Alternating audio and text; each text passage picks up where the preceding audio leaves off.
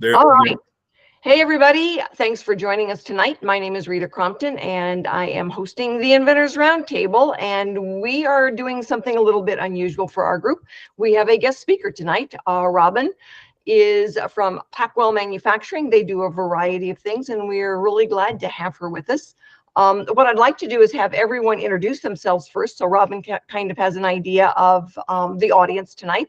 And that way, if anybody's late checking in, we can still give them time. So Bill, go ahead. And since you're in my, top left-hand corner and we go top to bottom, left to right, you're first. All right. And I'm not sure how much I'm supposed to say. I'm Bill Holly.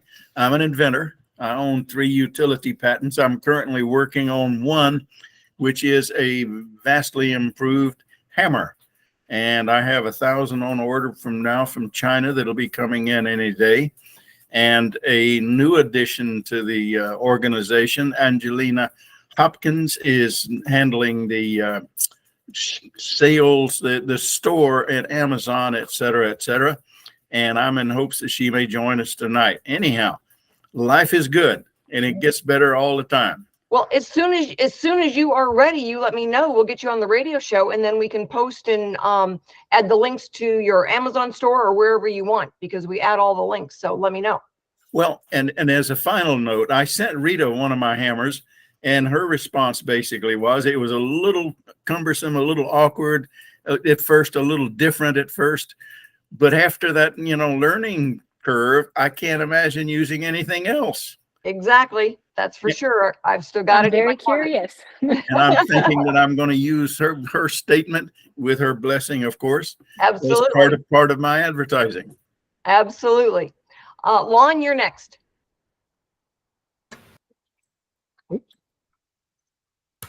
Hello, can you hear me? Yep. I'm Lon Cunningham. I live in Texas. I'm a troublemaker and an inventor. I'm quadriplegic bilateral amputee, and I love to fish, and I was told I'd never get to again. And I remember as a child fishing with my grandfather, and grew up on the river banks of the Mississippi and the Rock River, and took my kids fishing at an early age. I think the youngest one was probably 3. Listening to your falling in the river, my oldest son fell in the Mississippi River right above the locking dam and was being sucked down river, and I was running across a rock wall trying to get to him.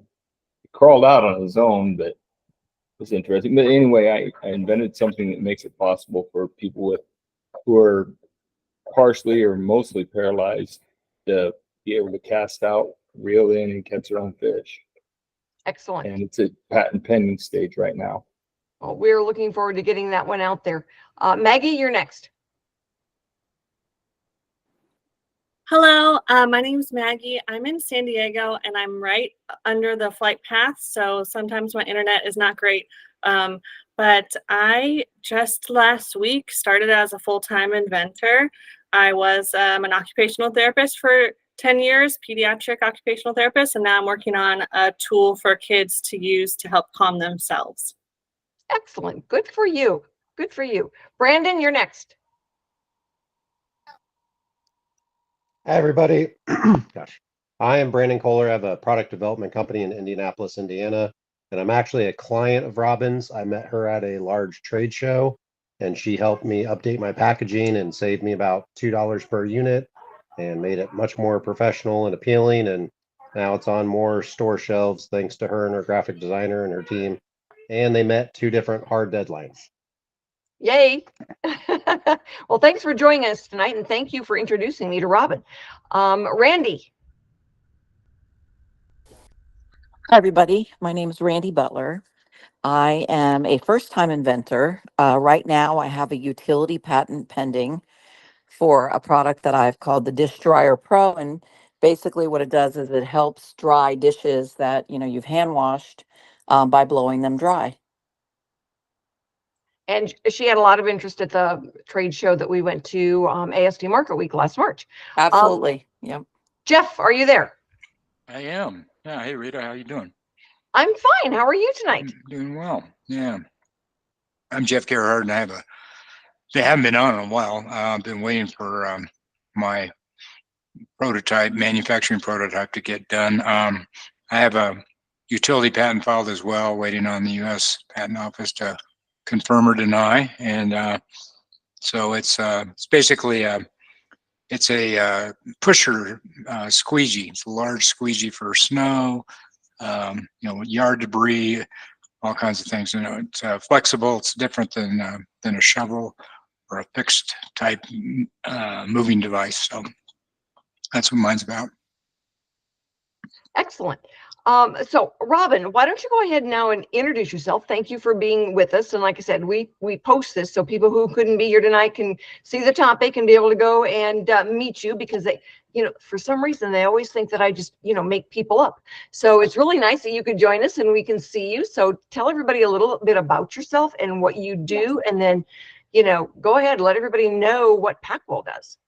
Sure. So first, I want to thank Brandon for telling me about your community. I'm so happy to join. Inventing is a passion of mine and my family's. I am surrounded by inventors. My father, my uncle, my grandfather, all inventors. And I truly love seeing somebody's idea come to life and being a part of it. And I've seen a lot of challenges. We've been through a lot of challenges. And so my grandfather invented blister packaging in 1949, and that's kind of what started our family business of printing, which led into manufacturing sealing equipment. So we also manufacture that. It's all made in the USA. And we then led to fulfillment. So now we also do fulfillment of if you manufacture overseas and want us to just take that manufactured product, put an envelope to you and get it to your customer. If you want us to do the packaging, if you want us to do the sealing, anything that you need to get it on the shelf or in the mail, we'll be a part of that for you. We offer warehousing. We offer any type of printed boxes, bags, blister packaging. We thermoform. The only thing that we don't manufacture is something that would be made out of tin. So, but that's pretty much it. We love getting creative, and we love the challenge. So one of the inventors I've been working with, she isn't with us tonight. One of her big issues was she was having a product manufactured in China, but they were killing her on the shipping and getting the product over here. So we're looking more and more at, the option of having things manufactured in the US and then possibly shipped to you. Yep. So can what have you seen change in the last 10, 15 years as far as packaging? So versus US versus overseas? Is that what more the question? You've seen things change over, what do store owners want? Okay, so a lot of the stores are asking for a lot of eco-friendly options, and not to have PVC in your packaging anymore, or to have recycled PVC at least. And so that's been a big problem. And then soon they're going to want eco-friendly products to be coming to market, and that is going to be a very big challenge on the inventors. That's something everyone's going to have to think of, because your product could eventually go into the landfill, and that's what they're worried about. And so it's starting with the packaging itself, but it's going to end up being the products. So that has been the biggest challenge, which we'd have to adapt to, getting different materials and adding things to our plastics so they decompose better or compost better. And that's, I'd say, the biggest challenge in the last 10 years. Which we have no issue right now doing. So that's been really great. And then also, people who are manufacturing the products overseas, it used to be a lot easier to get your full packaging overseas with the product. And then they started charging more money to do the packaging with the product. So we've seen lately they've been manufacturing the product overseas and then doing the packaging itself in the US, and it ends up being a lot more cost effective. Well, and that's what we're looking at specifically with Wendy, is that she's going to have just the package, the product shipped. And she's actually looking now at different places she can even have it made, just because the shipping, all of the different expenses with shipping in are just outrageous. They're almost doubling the cost of her product just for shipping.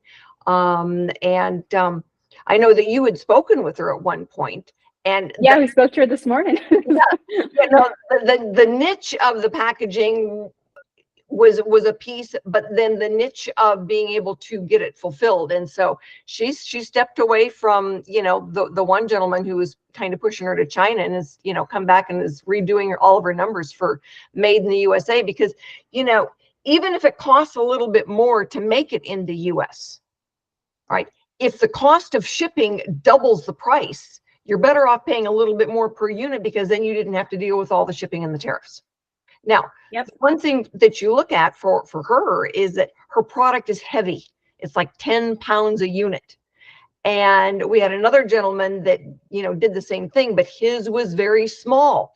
And so their quality control was horrible. And so by the time he got them over here and got them tested, the failure rate was so high, he was better off paying more per unit to have them made in the US, because the failure rate was lower. So Yep. there's a lot of variables that you look at before you make your final decision. We do a lot of repackaging for products that have come over and they're completely destroyed, or they don't make it into the stores, or the stores reject them, and we have to repack them for them. So we do a lot of that for like the big toy companies, and trying to think what other like accessory type products that don't make it over here. If they're really heavy, they end up destroying the packaging that they're in coming over here. And that was a challenge that we were working on with Wendy. Yeah. Does anybody have any questions for Robin? No question. No questions. All right. And what else do you want our inventors to know as far as when do they start looking for packaging? so I would say start looking when you have a concept, when you have a prototype, even if it's not finished. It's going to be very close. It's going to be close, and then you can get a ballpark idea of what you're looking at, different types of packaging. So I always give, let's say a product is $15 and under, and it's small. You can do a blister package for that for under 30 cents. And if it's a larger product, we can do a chipboard box, or we can do an SBS board box. And it depends on the weight of your product, and it'll be very close when you have your prototype. And I highly recommend getting those numbers in the beginning. Well, we always tell the inventors is that your price to the store, the wholesale price, should include the manufacturing, the packaging, and the shipping. But in like Wendy's case, all right, what we thought would be a good wholesale pricing, and she was getting confirmation from that, all of a sudden now that reality doubled for her, and was, she started taking orders, but the cost of shipping was going to be so high that now it just really threw her. She's got a hot tub product that threw her out of the water, and made it really difficult for her to, look at options. Bill? One of the things when I think about order fulfillment, I think about all the things that are back office kind of things, the sales tax, et cetera, et cetera. Robin, when you're doing the order fulfillment, does it include that reporting, the reporting to the various states relative to sales tax? So you're usually with fulfillment, the program that you're going to be using, there's something called like a plugin that you'll have in your shopping cart on your website, and that will automatically calculate wherever it's shipping to. So it does it automatically. We actually don't manually do any of it. And then we connect it with a shipping program here, and they kind of they talk to each other, and they tell each other, where it's going and how much it's going to be, and it tells your client that what for it. So that's all pre-calculated. And the payment? That's all done on your website, and it goes straight to your bank account. Son of a gun. Thank you very much. Yeah, of course. Yeah, there's technology's come a long way since, the days of, taking them in, delivering them to, someplace, and then having to collect a check. Everything is done automatically these days. And so, Brandon, tell everybody, kind of what you've got. What were you using before you met Robin? So I was actually using a comic book case that was costing me almost $2.50, and then it went up in price, and I had to really buy in bulk to make it worth it. And so I had met Robin at a trade show. I'd showed her my product. She had laminated and put my business card in a blister pack for me and really kind of like stood out. And so we went back and forth. I showed her what I was trying to do. I told her what I was doing with the bigger models that people wanted 7,500. They wanted 10,000 presses. And so she sent me a couple samples. She did some printing for me. She put me with her graphic designer to help update my packaging to make it more presentable, to make it more retail friendly, to add dumb stuff like the California compliant and all that good stuff that you don't think about because you just have a product or a widget that's all needed to be on a retail shelf. And then we went with some samples. We overnighted some samples for some photo shoots. And now I have a finished product for someone that I pretty much kind of license my product to. And then I have my personal version. And saved about almost $2 a piece. So That I went makes a big from deal. Yeah, from wholesale. 260 to like 60 cents. Yeah, makes a big difference. Lon? Well, I was just wondering two things. One, do you have a page where we could go and see your products that you offer and different things, get an idea or a flavor for packaging? Because mine's kind of a large item. And the other thing is, do you have contact information, or will you give us your contact information? Because I'm not at that stage yet. I think we would agree with me there, that hopefully, within the next probably 6 months, I'm going to be either in a licensing agreement or looking at that stage. The answer is yes to everything. Our website, you can get in contact. I can get you all of our contact information and my information. You can go to our Instagram, see some examples. And really, if you show us what you're looking to package, we'll give you some ideas. And if you send us a product, we'll make you a free mock-up and send it back to you. So she is a Packwell Manufacturing. You can Google Packwell, Pacwell, Packwell Manufacturing. And that's what's going to come up. And then their logo will be on the Invent America website. And you'll be able to put it in the chat for you. Yeah. And so there'll be multiple ways to find her.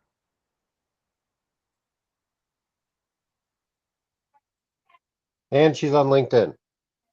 Oh, I am. Yes. And I want to introduce her to Greg Owens, and because they do the Made in the USA hour on the Home Talk USA show. They're the hour right after Invent America, but all of their products are made in the USA. So you would be a really good connection for them. Sure. Thank you. Thank you for all the opportunities.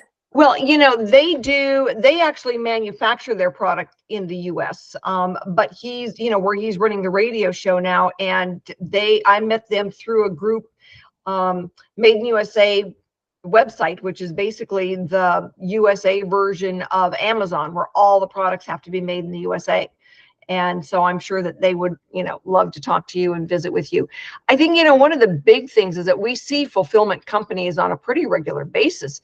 But when they don't do the packaging, all right, that's another step where you guys do the packaging, the warehousing, the fulfillment. That's really a nice way to tie everything together.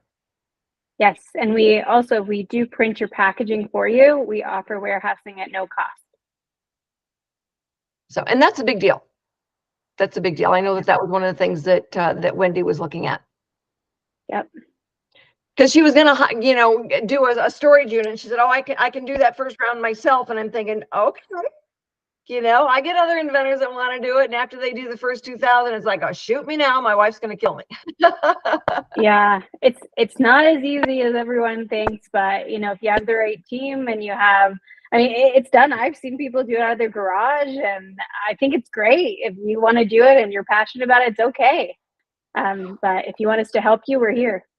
We had a family in Colorado up in the mountains, and they had everything shipped, and it was a family business. And after dinner, instead of watching TV, the entire family and the kids all sat around and did the packaging and the shipping. And that didn't last real long because the kids were saying, we quit. Yeah, I mean, I'm not gonna lie. When I was a kid, we helped do all the packaging after school. Yep, for sure, for sure. Maggie, tell us a little bit more about where you are in the process and what you're working on. Sure, whatever you can share. Sure. Yeah. Thank you. I really appreciate this opportunity to learn more, and I have a prototype right now, but I'm working on refining the prototype and talking to IP attorneys about starting the process of a patent. And yeah, so my head is more on that, like, Okay. All right. is No, it worth doing a patent, or like, yeah, I'm not necessarily ready for the packaging, but I'll be excited to be there. well, I wasn't sure kind of where you were in the process. If you can, give me a call tomorrow. Okay. All right. Or shoot me an email. I'll send you a non-disclosure, non-compete. Because I don't think we've done one yet, have we? No, but I was Shoot me an just so email. thankful to you. Yeah. And For that way, doing this. then we can talk and I can ask you a few questions a little bit more about what you're doing and kind of where you are in the steps. Sure. Thank you. Yeah, my pleasure. You've got my email address, right? Well, if it's the one on the website. Yeah, oh yeah, it's everywhere. And my phone number is everywhere. They're going to print that on the side of my casket. When I die, I'm taking it with me. Thank goodness it wasn't last week. So we're good on that. Carol, introduce yourself. You came on just a little bit after we started the recording. You're muted, so unmute yourself.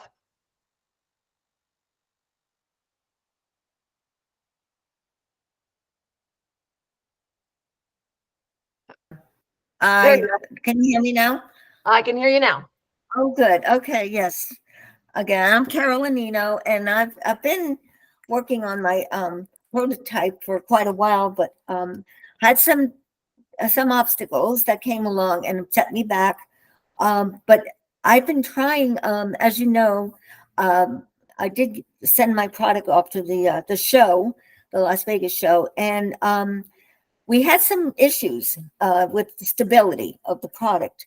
And so I have been trying to make contact with because I live in North Carolina now, and I was trying to make contact with the university that's nearby me in Charlotte. I've had a very difficult time finding anybody. I'm not sure if there's nobody there in the summer. I don't know, but I wanted to see if I can contact their engineering department to reinforce the product so we don't have any issues of it, falling over when someone is reading. Right. Have you Googled locally makerspace? No. Excuse me. No, I haven't. Try that. A makerspace. Makerspace. There will probably be several within a reasonable distance, and you can contact them. Okay. They frequently will have meetings, and you can. They've got equipment. Usually at the makerspaces, they'll have equipment, and they'll have engineers that go in and kind of piddle around and do some fun things. And you may be able to find somebody there that can give you some help. And they'll appreciate that. Quicker at it than a university. Yes. Okay. I will do that tomorrow. Okay. Absolutely. Yes. So I'm kind of at a standstill. Yeah. Right. The main thing I wanted to say is that I found the same thing. I live near a major university. I live in Tampa, Florida, and I found it almost impossible to get those folks to do anything. And the engineering department has used two of my ideas for what they call a capstone project. And I still find it very difficult to get anything from the folks at the university. It's easy to provide information going one way, but coming the other way is much harder. But I did find something else that has been a great help. And I found some folks there for various other projects, and it's called upwork.com. And they are basically an intermediary to put you in touch with people with various specialties. And they have on tap people from all over the world. You can specify US only, but whatever specialty you're looking for, you can probably find it at upwork.com and at reasonable prices. Are they advertised on TV? Is that the same company? No, I don't think they advertise Oh, anywhere. okay. I've never All seen right. any advertising for them. Oh, okay. Well, that's They good. just started advertising on TV here about 3 months ago. So Okay. they're a bid by job kind of employer. Yeah. Has your experience with them been positive? Me? Yeah. I have not had an experience with them. I just looked them up because I was looking at doing something as a kind of a side job, and that was one of the things that came up. That's all I really know about them, is that they're a bid on the job, and you if you're the person wanting the job done, you accept the bid or you pass it off, or you have your choice. And if you're the person who's doing the work, then you put in how much you're willing to work for, what you're willing to take per hour as a minimum. I'll check them out and Okay. see what's going on, because we're always looking for options for our inventors, and prototyping and that design work is the first big obstacle frequently that somebody's walks into, because it's hard. They can't read your mind, you cannot read their mind, and so it tends to be a back and forth to finally get it in testing. It's like, Bill, how many handles did you go through before you found the one that made the difference? And you can't read his mind, you don't know what he's thinking, he can't read yours to say, oh my god, it needs to be a half inch shorter, until you trial and error it. It is. And my main experience, by the way, with Upwork was with editing. I'm also a writer, and I That's good to material know. to them, and they edited for me, and they did a good job at a very reasonable price. What kind of writer are you?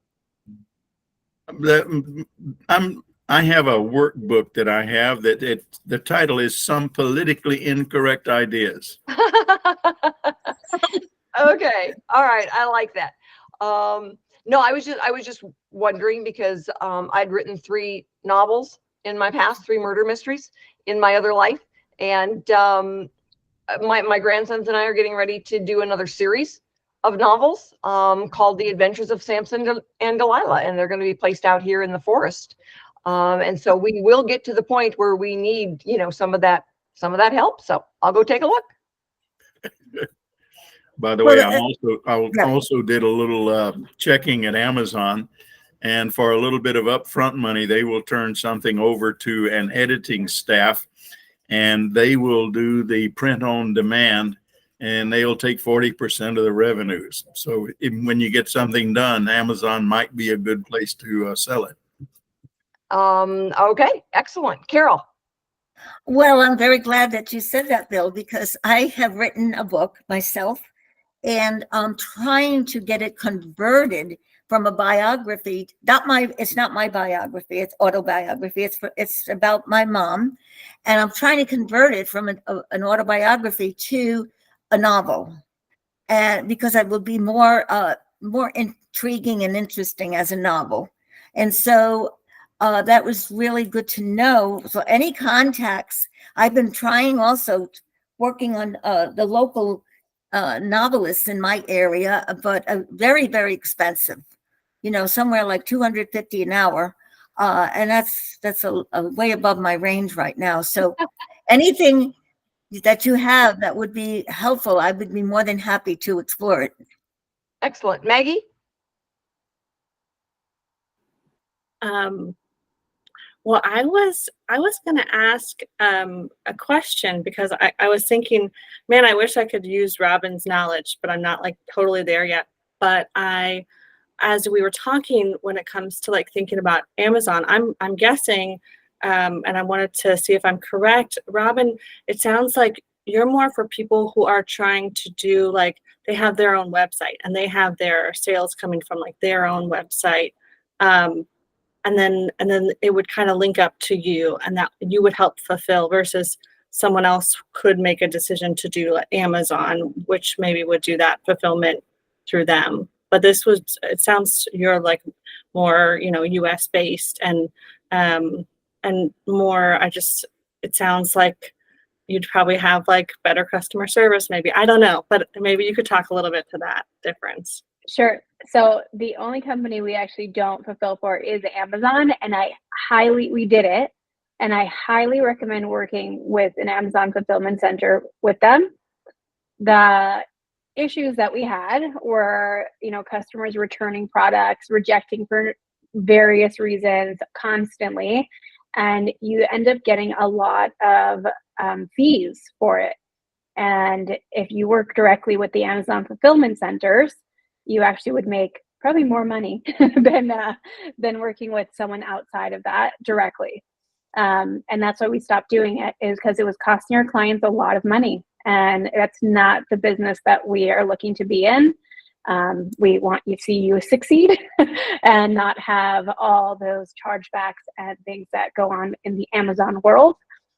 So we started working in the TikTok shop now, and we'll see how it goes. And that does not seem the same as Amazon at all. Seems a lot smoother, just like our current process.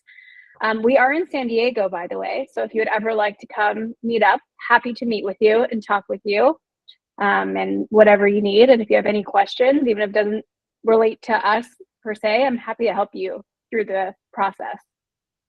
And I was just going to ask you about TikTok, because we've had a lot of inventors moving over to TikTok shop. So that is good to know. Yeah. They use a platform called like Simply, I believe. And, the person who takes care of all the fulfilling here, she knows that's what will happen. They use a different platform than Amazon. It's a lot easier.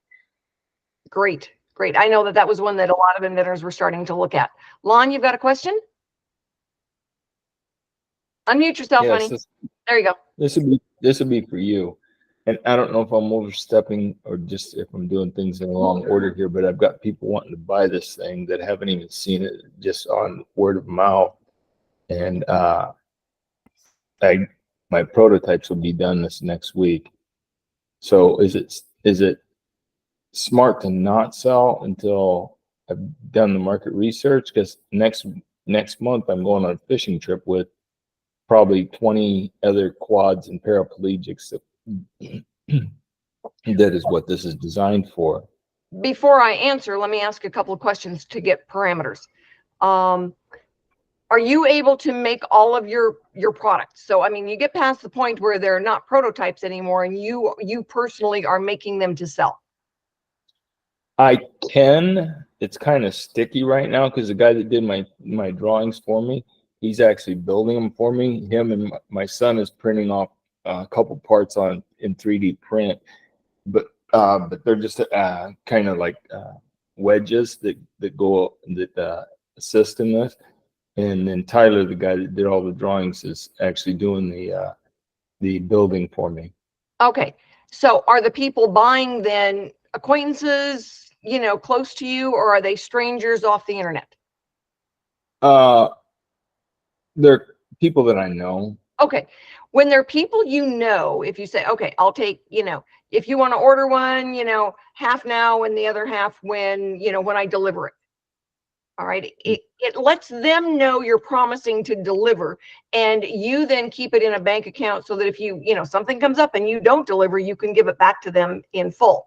But it's, they believe you more if you say, okay, here's the invoice. Right now we're doing, half up front and then the other half when we fill the order, because you're not that far away.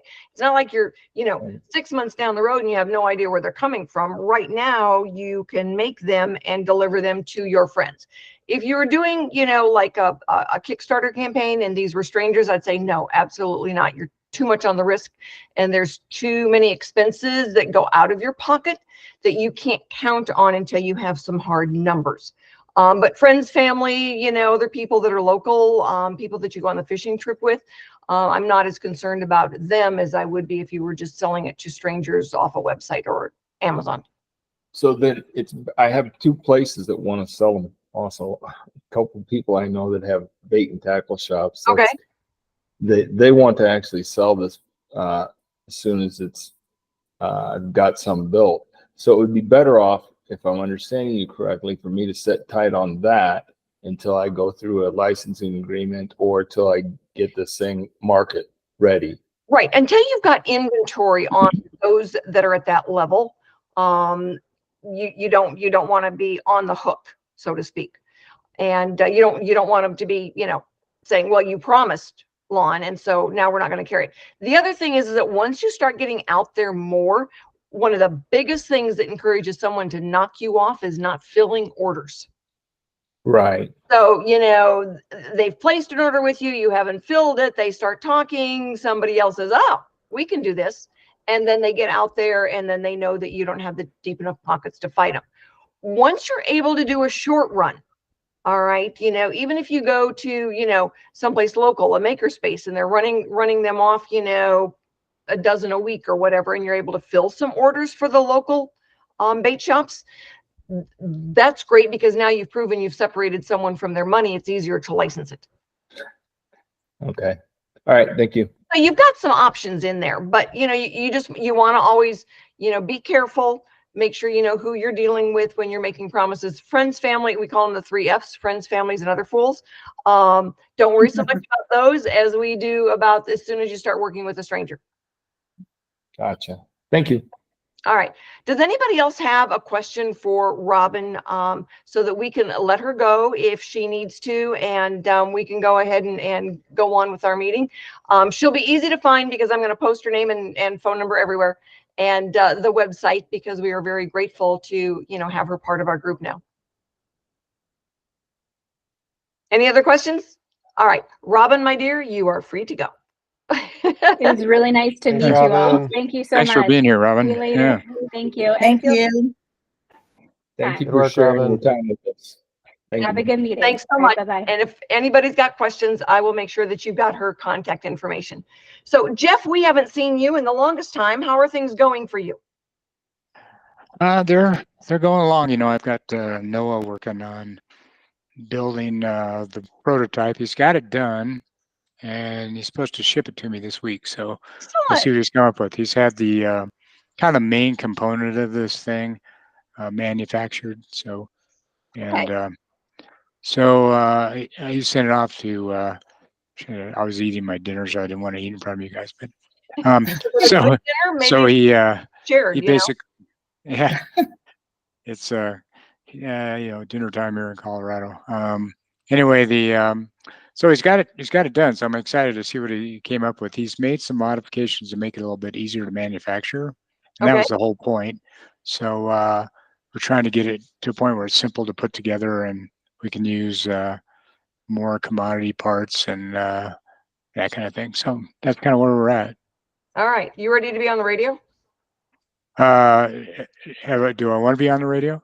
No, I said, are you ready to? There's not a do you. No, not yet. I've been on the radio a couple times, but I'm not quite there yet for this round. So, All right. All right. yeah, but I'll gladly do that when I get a piece or a part. So, All right. You're getting close then. Brandon, are you ready to be back on the radio? I don't have any new developments or new products. I've just had more progress of getting my patent issued. So I got my design patent awarded last month, and then I'm doing some trade shows next month. I'm going to do the KY Inventors group. They got a booth at the fair. Oh, So- yeah. You're going to that one. Yeah, so we're gonna we split a big booth, and then Okay. you get a lot of eyes, so that's a lot of Yep. fun, and there's other inventors you get to be around. So Oh, yeah. They've got like 750,000 people that go through that show. We just got done posting it. Don Skaggs with the Kentucky Inventors Group was on the radio today. and then I'm going to the Michigan Inventors Expo the 15th Yeah. of next month in Michigan, because it's just neat to meet full-time inventors, and you get to see speakers and the pitch fest and all that. So it's like you're surrounded with what you actually want to do. All right. We're always looking for inventors, on different topics. So sometimes I have a topic that it doesn't matter that you've got anything new, you're still an inventor, and we need people to talk about different things at different times. So your experience is valuable. And so I will be calling on you and Jeff as soon as you're ready. I'll, get on with you and Sure. Lon. You know, I'm going to be getting you on there again. And Bill, when you're ready, I'll get you on there too when you've got some product. Been kind of waiting for some of you guys when you say, okay, now, then we get you on and we post all your websites and, you know, do video with you and everything and demo your product and put your videos out there and, you know, help get eyes on your product. The only other thing is if you guys have a Stephen Gould location near you, ask if you can come in for a tour, because they do like packaging and product development. And I have a location like 40 minutes near me, and the amount of stuff they had, and 3D printers and packaging and bubble machines and cardboard cutters, I was like, this is amazing. I was like, this is a cool place. Yeah, I can pretty much guarantee I don't have one out here. I got 4. How do you spell that? What was I'd that have to look called? it up, but Stephen Gould, it's a like packaging company. And so they make a bunch of packaging for Kohler faucets and for golf balls and Okay. all types of stuff. But because customers bring them their product, they can rapid prototype, they can bubble wrap, they can blister pack, and then they've brought products to market where someone gave them something like, hey, here's an idea. So I was like really impressed with going around their facility with the amount of equipment they had and all types of stuff they were working on. Would you I was like, email? are you guys hiring? Yeah, email me their spelling of their name, website, contact, something. Yeah, and I'll put it in the chat momentarily. Okay, that'd be great. That would be great. So Brandon, what have you done with them? Anything or?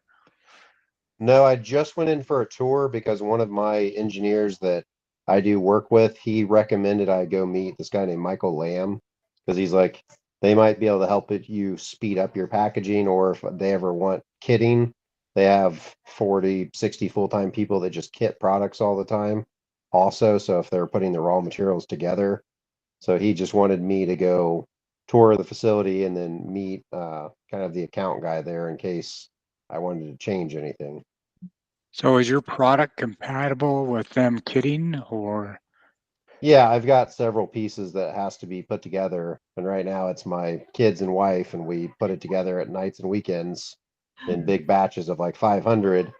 But then my product's also a wood product, so it takes about 26 minutes worth of time and what you're doing with it. And so when I was there, I gave them one of them, and he actually talked about printing it on this new plastic that's kind of malleable, and then they can cut it, and then instead of everything being engraved in, they can just print on it. And I'm like, this might help, because if I could get this down to 30 seconds and not as much manpower, I could get the price down, I could sell more units. It would also be a lot lighter because it's Baltic birch right now, so every unit almost weighs half of a pound. So being in plastic would be a lot lighter. Sure. Yeah, that weight makes a big difference. Randy, the one who called Robin today, her product weighs 10 pounds. So packaging is a challenge, but it's a weight. You know, it's a weight to hold you in a hot tub where you're supposed to be. And so if it, you know, only weighed half a pound, it wouldn't hold you down. And so she's actually been getting orders. So it's like, you know, Yulon, she's been showing her product.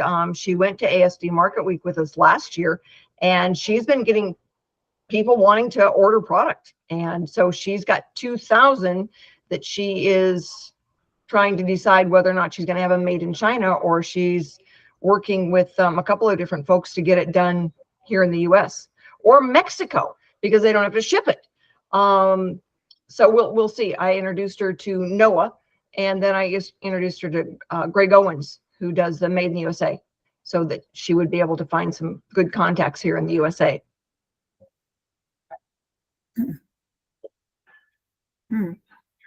So where's Noah's going to have yours made, Bill? You're muted. Sorry about that. I was talking, I was also muted. The order I have in process now is coming from China. From China. All right. Jeff, where are yours coming from? I don't know where he sent the head to be machined.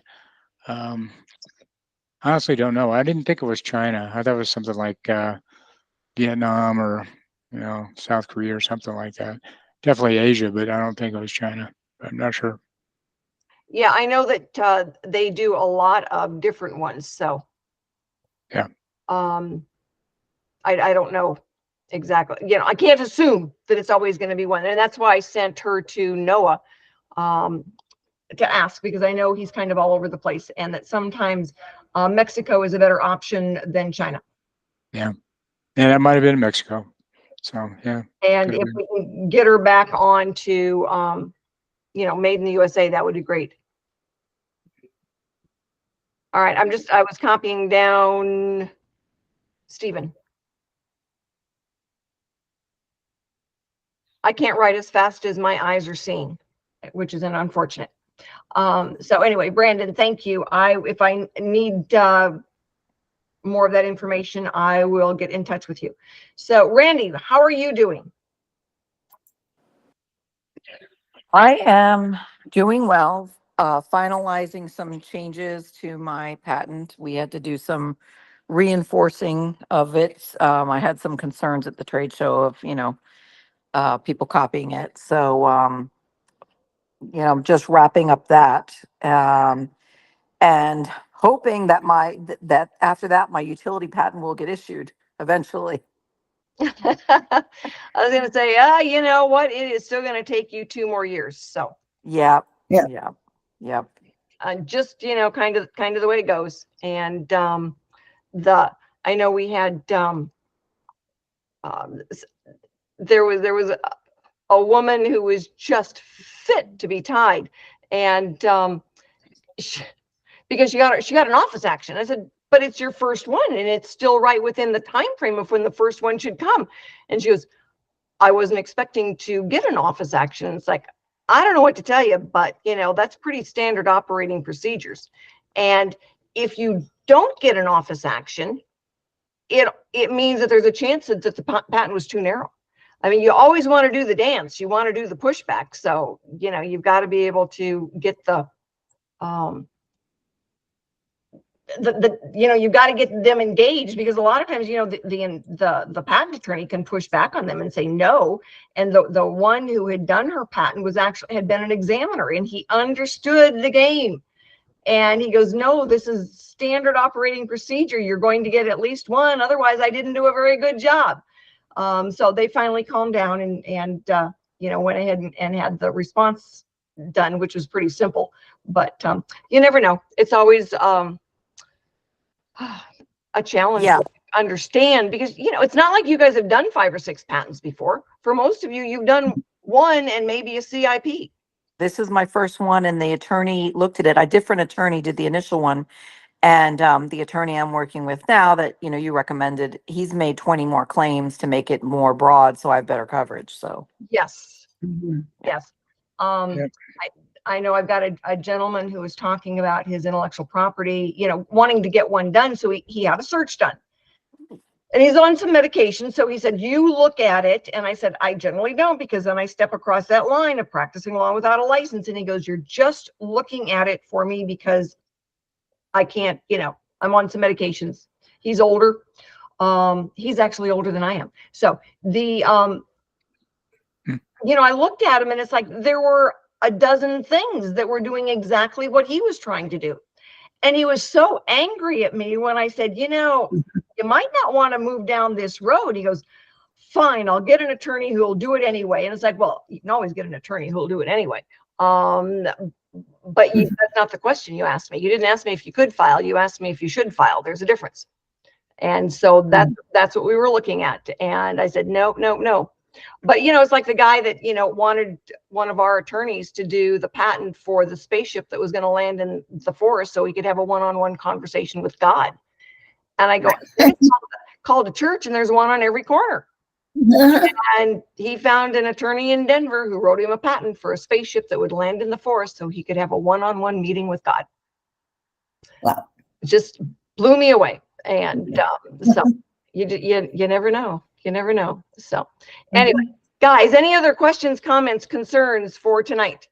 No, but a comment. I was in a meeting several years ago now, and one of the guys there was so proud he had a patent, and his patent was for farming in space.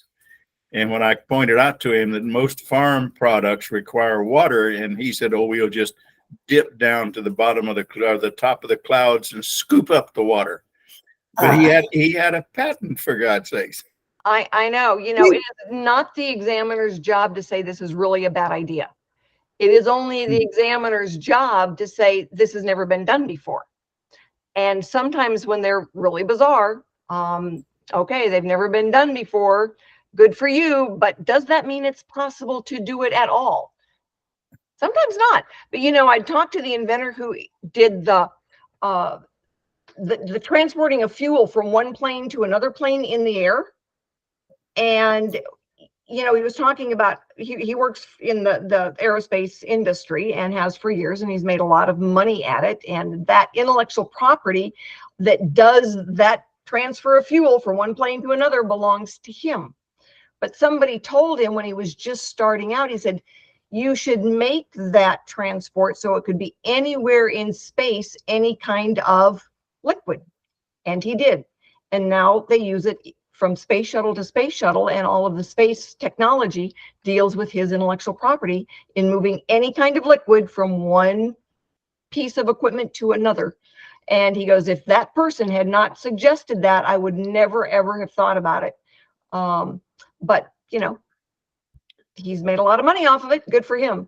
So you never know. Sometimes, you know, those bizarre ones come to pass. And Can I make a comment to Mr. Bill there? what's that? I want to make a comment on what Mr. Bill there said. Okay, go ahead. You should have then countered with inventing a cloud siphoning hose, so you don't have to dip down. You just drop the hose into the cloud and suck it out. I love it. That had not occurred to me from then until now, even. Bravo. If they drop a hose in anything, you know, that siphons it up, it wouldn't work out there, because they'd say somebody's already filed this. It's a hose that drops down into a puddle of water and sucks it up. You know, I think you siphon gas out of a car with a hose stuck down in the gas tank. But maybe you can put a new design on it. Well, you never know. So, all right. That's Stephen Gould is a good tip, Brendan. They've got one in Aurora in Colorado. Oh, cool. Did you just call in the office and schedule a tour? Yeah, I had gotten warm introduction to one of the account people. And so you might talk to someone in sales and then tell them what you're doing. And then I literally asked for a tour. I'm like, can I come see the place? And he's like, yeah. And he introduced me to everybody, and I got to see projects, and they were going through machines. And I was like, wow, this is impressive with what you guys have.